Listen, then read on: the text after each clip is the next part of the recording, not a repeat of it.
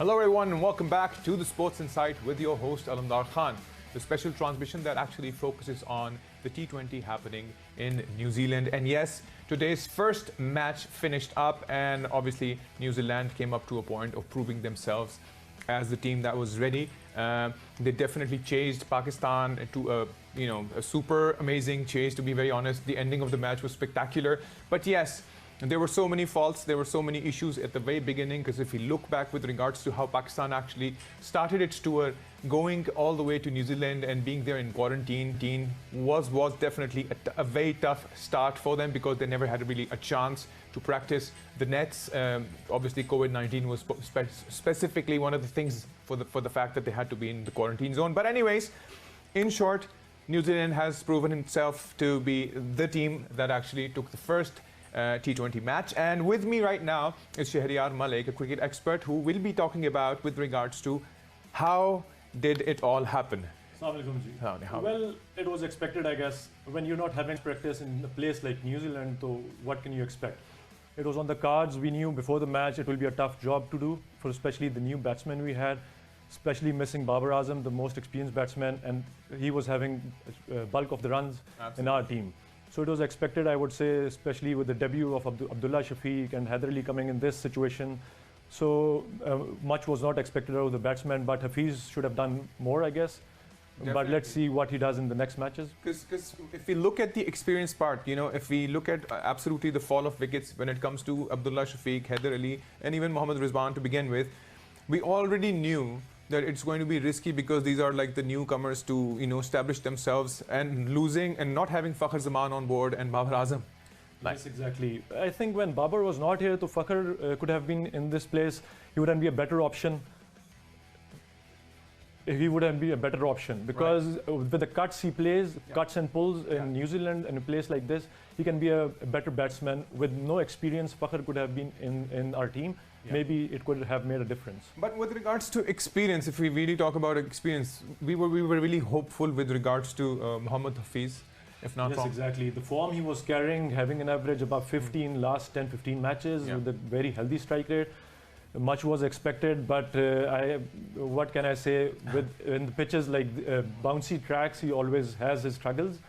Let's see what he does in the next T20 matches. And yes, bouncy tracks is one thing, we were earlier discussing as well, with regards to Pakistan's playing experience. We have always lacked that specific art of, playing the bouncy pitches, right? Like you said, we were discussing it. You can see since the very beginning in 50s, 60s also, when we were also having players like Inzamam Yusuf, every time we had a bouncy track, we knew there would be a struggle for the batsman. Shadab Khan obviously had a lot of pressure, being the captain, and I think he tried his level best to carry that, the load of not having Babar Azam along. I think he put in his very best. Yes, he did. It was his debut as a captaincy in international matches, so his performance was very good. He played good innings, but in bowling side, I would say he was bowling a little short, I guess. So he should be a little more better in the bowling next time. And with regards to his bowling capabilities, we already knew that he still has that injury, that there's a stretch injury that actually comes in with regards to the stance that he has of bowling, right? Yes, so that's probably one of the major reasons. Maybe that's why he probably couldn't really pull off. But overall, with respect to our team being there, don't you think not having those net practices, not having those feelers of being on their pitches, did have any effect on even our newcomers? I think that is the major difference. In these wickets, when you're not having enough practice, so it tends to happen. Young players, it won't be easy for them to play in these pitches, in these conditions, with this bounce. So we will have these difficulties in near future as well. So, for instance, right now, if we look back into the overall scorecard, obviously, Khushdil Shah did also try. He tried his best, but yet again could have stayed back. Initial fall of wickets were too drastic. Were not really expected. I mean, like instantaneous fall of wicket. When we look back into 20 for 5. Exactly. So that makes it more crazier. But when we look at the idea that they eventually managed to reach 153 for 9 is also like a surprise. Exactly. The way Shadab played, Shadab and our Fahim Ashraf. Fahim Ashraf played a brilliant knock. Absolutely. That was the difference. But initially, talking the 5 wickets, they fell very quickly. But also the run rate was a major problem because in 8.2 overs, when 5th wicket fell, it was only 39 scores we had on board. So the players coming after that had the pressure to keep up the scoring pace as well and to keep the wickets in hand.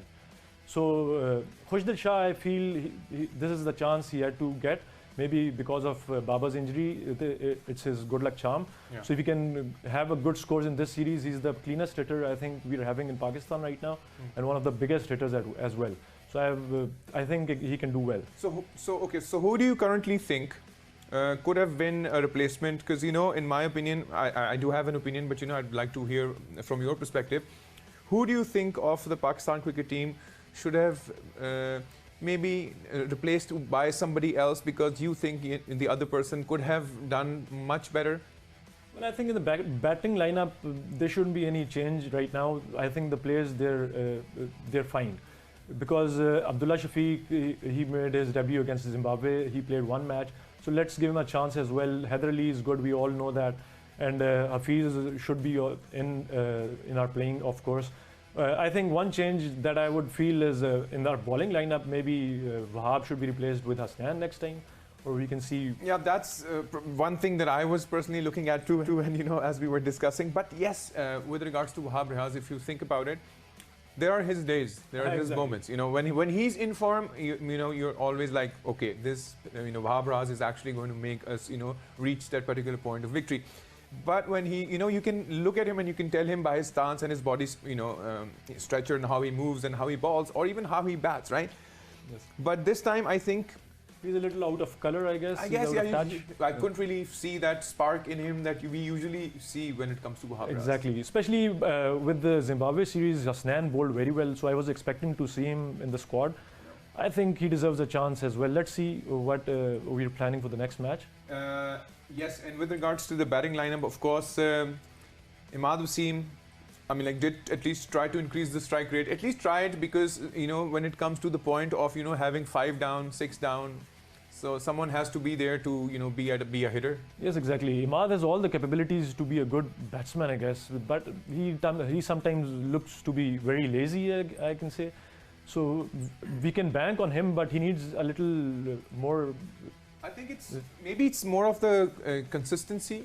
Yes, consistency. Because from how I've always seen our team work and and play, I think besides the consistency, there is a specific thing called the unpredictability of Pakistan cricket team. Exactly. So when it's unpredictable and inconsistent, so it comes up to a point of where we are today. Right? Nobody was, at least when I started watching and continuing the match, I realized that, it was very, very technical. It was technical to the point that I wasn't really expecting to even look at Pakistan crossing 150. Exactly. I also thought maybe we can get maximum of 120, 130. Exactly. But they batted really well at the end. And I guess they managed to pull off the entire perspective of, how it should have been. If they had reached like 170, 80, then would have been match on, exactly. Yeah, would have been interesting. But anyways, coming down to the bowling line, let's talk about the bowling line, Australian bowling line. New Zealand bowling line. Oh yes, sorry, New Zealand bowling line, and that's very interesting. Why? Because Jacob Duffy, the debutant actually proved himself as we were all surprised. I think it's like the best opening for a debut match by any. Yeah, yes. It's interesting to know. It is. And besides that, obviously. Satners was like fine. Sodhi, Sodhi bowled well. Definitely got one of the prime wickets with the googly. Yes. Yeah, absolutely. So I think overall, the bowling lineup was definitely solid. Yes, the bowling line is good, but I think they lack experience in the bowling lineup. Tickner has only played, I guess, 8-10 matches, and likewise this Kagligan, and it was a debut for Duff, and. I feel his bowling was good, but it wasn't that good that we've given him 4 wickets. It was all the fault of batsmen, I guess. You've seen Mohammad Rizwan playing a very rash shot. Yes, I think but yet again, I think he still has the stats now. Exactly, He'll definitely have the stats now for taking 4 wickets, as a debutant. I think it's still. So Jacob Duffy not only did that, one catch, if you remember. Yes, exactly. That could have been an out for sure. That could have been an out, but only he managed to touch the finger. And it could have been like the catch of definitely the series. But I'm not sure why was it given as 4 runs, because the boundary did not touch the ground. It should have been a 6. But the umpire gave it as a 4. Well, that was a brilliant effort. We saw hardly see such catches from our side, I guess. Absolutely, but yet again, I mean, like our team also managed Shadab did this amazing catch. Okay, let's look into the New Zealand side, I guess, their batting lineup. Okay, the most, when it comes to obviously Guptill, we were like, okay, now how do we do this? Because obviously when it all started, we also started with regards to our bowling lineup. It was interesting because we were hoping to take initial few wickets, and I think we started doing so, and that kind of helped us at the start. Like Shaheen Afridi's entry, and how he managed to do that. But slowly and gradually, when we took the first 2 wickets, I mean they were like 28 at 28. I think we had like 2 wickets down. So we were expecting and hoping that that would allow us to maybe break the chain, attack a little more. Yeah, yes. But we kind of lost it somewhere. How do you see where could have our bowling lineup be that consistent that it could have maybe broken that chain? I think at this point, I feel Shadab has been a lethargic. Maybe I say, yeah, he's been too ambitious, changing the bowlers in every over. Haris Rauf bowled a brilliant over, as did Fahim Ashraf. Yeah. And he only gave them 1 over each, and then he came himself. He went for runs. I think he should have bowled them 2-3 overs spell at that time, so maybe it could have made a difference. Okay. Great. Yes, what we're going to do is we're going to take a break right now, and as soon as we get back from the break, we will have more discussion about the match that actually took place after the break.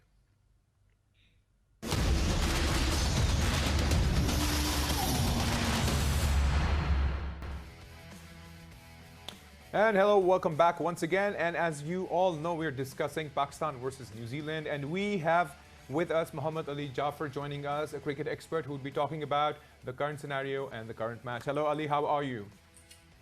I'm doing fine. Not really happy since Pakistan lost the game, but still a few positives to take out of the game. Yes, positives and definitely the negatives. The first positive would be obviously when it comes to how our team managed to bring us to 153 of total, because to be very honest, how we started off was a very technical journey for all of us, I guess. Oh yes, absolutely. But we can't blame anyone except for our management and ourselves, because you guys put in a lot of pressure on the initial top order, keeping in mind that we lost Babar, and now making Rizwan open the game.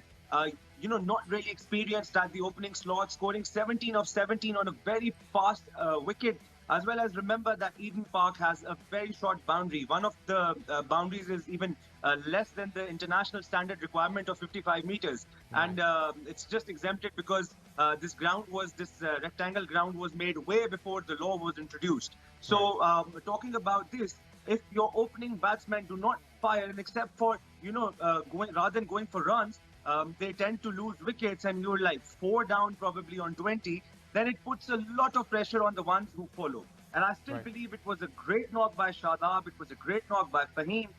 They made us reach a respectable total of 153. 53, yeah. And then again, I would also suggest that, we need to give a lot of credit to the bowlers, because on this wicket, I was certainly expecting a score around 180 or probably 190, and that still would have been a decent score. I do not consider it to be a winning score, because the game, the modern game, over 9 and over is pretty much average. But that's exactly Ali. We were exactly discussing this before this. We were exactly talking about. Shariar is also with us. We were discussing the same perspective of if we had even managed to do 180, that would have brought us to a point of maybe getting there and scoring that victory. Even though there was a point in which, if you realize, a New Zealand team was actually choked in between in specifically the last 6-7 overs. They were really confused on because their follow-off wicket was kind of speeding up, and we were actually looking forward for that one break. One of the catches that actually unfortunately was missed by Shadab was probably one of the that was famous, and that was literally It was a very important catch. Yes, it was definitely. Maybe it could have made a difference. Because let's be very honest, once you're defending a small total, you have to be on point. I mean, there were a couple of misses in the field as well. The ground fielding was not really up to the mark. The catches were good enough, except for the catch dropped by Fahim. Shadab himself took a brilliant catch.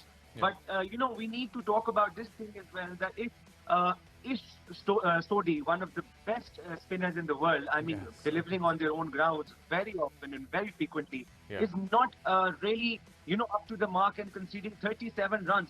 Do we need to bowl more from Shadab? I mean, he's as good as a batsman. He can play as a batsman as well. We have seen in the past, you know, players like Steve Smith, they came in as leggies and turned out to be fantastic batsmen. So Shadab has ingredients that good batsmen need, and today he proved it in crisis. You know, when Pakistan team needed somebody to take that responsibility, it was Shadab who took it. So in that situation, going for pitching it up and then trying to break it, I believe Shahriyar was mentioning, with all due respect, I agree that Shadab he's absolutely right. Exactly my point. That's what I'm thinking, that, you know, I think Shadab kind of managed to bring us to that particular point, because he had a lot of pressure being that captain and proving it to, you know, all the team and all the world out there that, you know, we still can do it. And obviously with regards to the fall of wickets that actually started at the very quick side, I think he and Fahim Ashraf, obviously, you know, a few strokes, a few of the sixes that, you know, spot on sixes with Fahim Ashraf. I mean, I think if, you know, we could have maybe just changed a bit of the batting lineup, things would have been probably in a better shape, right, Shriya? Yes, maybe. But I would say we shouldn't be changing the batting lineup right now. We should give a chance to Haider Ali as well and Abdullah Shafiq as well. Yeah. I go with them. Let's see how they play the rest of the games. But I'm sure anybody who's playing up the order in these wickets, they'll struggle. Right. For our Pakistani batsmen, it's very difficult, especially they're not in practice. So let's see and hope they do best. You know, yesterday I was like going through Ramesh Raja's updates with regards to Haider Ali and Abdullah Shafiq, and, you know, he was like, these youngsters have an opportunity to prove themselves as like the key players. But yes, they lack the experience. But then he said that, you know, Mohammad Hafiz still has the experience. But yet again, you know, it all turned out when it came to Hafiz performing, you know, at the bat at the start. So that was tricky. Hafiz hasn't been good in bouncy wickets. I don't remember him playing any good knock in bouncy wickets. Yeah, bouncy wickets. I personally think that is an issue, right? With regards to us, bouncy wickets, I don't know. I think we don't really get a chance to practice them, or we don't have that lineup or the coaching or the ambience or the pitches where we can actually, you know, be confident while hooking up a shot. That's the problem, I guess. I'm not sure what the coaches are doing. We know we're going to a tour of New Zealand, so they should be practicing more with more bounce. We should have wickets in Pakistan where there is considerable bounce, so that when we're going to tours like Australia or England or New Zealand, so we can have good practice over there. But we don't have such facilities till now, but we should have in the future. Right. Yeah, even you know, they can use the they can use the marble slabs, because that's a modern way of dealing with extra bounce and pace. You can use those slabs, which makes the ball push a little quicker than the normal training session. And I just want to make a small point here, if you allow me to. That, you know, let's give some margin to Hafiz. He's 40, and he is in that phase of his career where one bad performance and all the critics, they start saying that, you know, this guy needs to retire, this guy needs to stop playing, he's getting older. Such a performance from a 28-year-old, you would encourage him that, you know, let's give him one more game, let's give him one more match to prove himself. But once you're in this stage of the career, all of a sudden, all the critics will start saying that maybe you're done, you're finished, you cannot play that level of cricket, you know, at that level of cricket anymore. But then again, we should consider the fact that he has been our key performer, and we need to give him more chance. I agree to this extent that we need to give this bunch of young lads with a couple of season ones a few more chances, because it would be really unjust. I absolutely agree, and even with regards to your absolutely thing, all we can do right now is, you know, we'll just hope for the best. And, you know, thank you, Shriya, for joining in. Thank you, Ali, for joining us. Yes, we'll be closing up the show right now, and we will be coming definitely on Sunday with the next transmission for sure, and we'll definitely update you guys with regards to how it flows by. Good luck to the best team, and see you guys soon. Bye-bye.